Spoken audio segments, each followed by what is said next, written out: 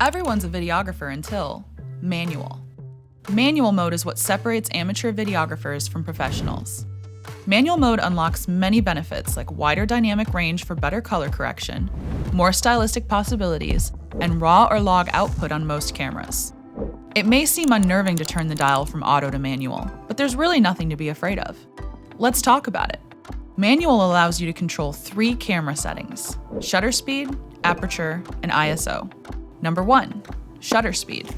Shutter speed controls how long the light hits the sensor. When shooting video, a good rule of thumb is to always double your frame rate. It's that simple. Number 2, aperture. Aperture is like a hole in the camera that controls how much light hits the sensor. Aperture is measured in f-stops. The lower the f-stop, the larger the opening, resulting in a shallow depth of field. The higher the f-stop, the smaller the opening, which gives you a deeper depth of field. Number 3, ISO.